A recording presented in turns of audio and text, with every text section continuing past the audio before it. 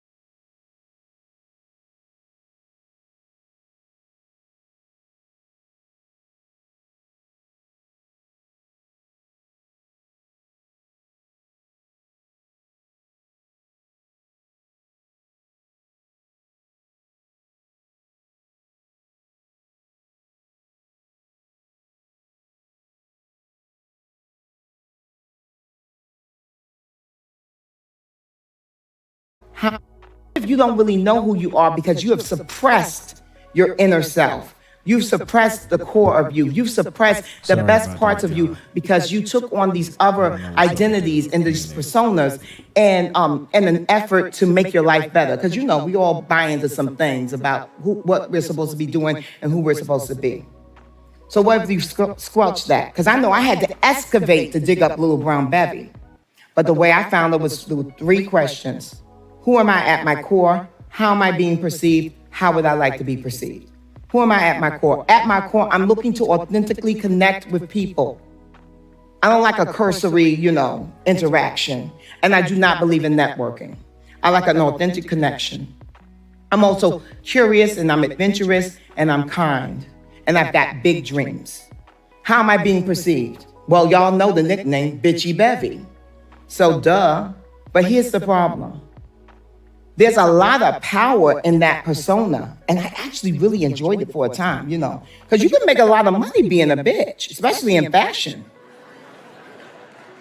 But it's also incredibly lonely and isolating, and I didn't want to live that life anymore, and so I decided to change my life.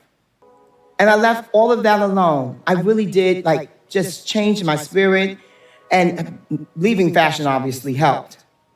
And when I did that, all of a sudden, I let Little Brown Bevy out to play. Little Brown Bevy. I love her so much. Little Brown Bevy is a nerdy girl. And so I let my nerdy pursuits come out to play. I must have joined every museum on Museum Mile in New York City. I began to travel the world just to look at architecture I'd always dreamed of. I learned how to be alone without being lonely. My spirit shifted.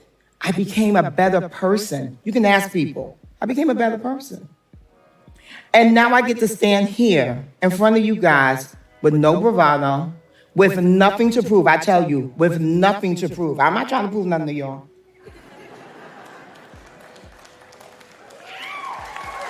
Thank you. I have an open heart. And I can't even believe that Little Brown Bevy from 150th Street and 8th Avenue, from the hamlet of Harlem, is now an award-winning radio and TV host, an author, an actress, a creative consultant. I would do all those things for free. But here's the thing. I ain't cheap, and I'm definitely not free, so don't get any ideas. But I am here in this Mama I Made It moment as someone who can show up as her most beviest self because I've done the work. Yeah, my most beviest self. So, I'm gonna show up. You guys, some of you've met me. You know I'm vibrant and boisterous, AKA loud, okay? You know that I'm gonna show up and I've got a pep in my high heel, red bottom step. I do have heaving cleavage. And I've got to tell it like it is approach to life that's always dosed with a ladle of love. It took me 55 years to get here. So Chris Rock, you're right. I'm a late bloomer. And that's okay. Because I'm right on time. Because it gets greater later. Thank you.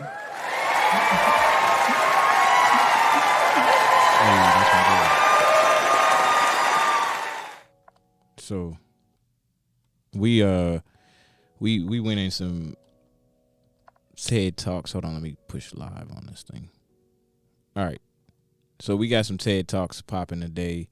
We listened to a lot of women talk about mental health and being the best self and being the authentic you. Ways that you can tap into who you are personally. As soon as you tell me I can't do something, I'm going to do it. So, my bad, y'all. So, we are coming up on, it's only 12:26. We coming up on the last 30 minutes. I'm going to actually shorten up the last 30 minutes only because I keep having this stupid internet issue.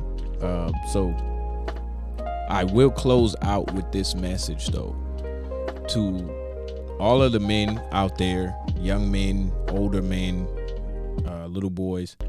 Check on your women in your life. Go to your moms, your grandmamas, your aunties, your cousins, your sisters, and give them a hug and tell them that you love them and tell them that they are cared about and they are special. We cannot continue to destroy the portal. The portal into this world is the women. And if you don't look at it like that, then we're going to be short a couple 100,000 people here, or a couple billion people here in a little while, if we keep treating the portal or the way into this life like the trash pit. Women are beautiful. Women are courageous. Women are everything that I am not, and everything that I am as well. And I'm glad that I can share this space with y'all. So if you heard that, then shout out to you women. If you didn't hear that, then shout out to you women, because without a woman, I would not be here.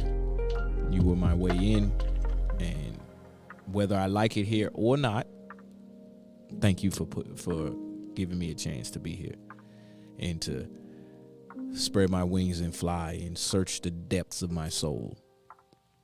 All right. So with that being said, this has been another episode of Expansion Pack. We did go on early, so I have the right to end early. We closing out our time here over at Unknown Charlotte. So shout out to Unknown Charlotte. Shout out to Monk C. Shout out to Savannah over at High Penny for always helping out and supporting. We'll be in here again tomorrow, same time, same place. I will come back tomorrow to close it out and to say my farewells. I love you all. This is DGTA TV. I'm your host, Dan F. Man. You just watched another episode of Expansion Pack. Shout out to all the women out there. Y'all come holla at me. I'll do my best to take care of you. All right, y'all. Peace.